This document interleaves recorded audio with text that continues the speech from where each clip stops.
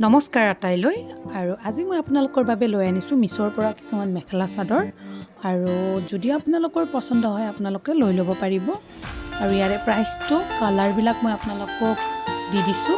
আপোনালোকে কোডটো মাৰি দিলেই মিছত পাই যাব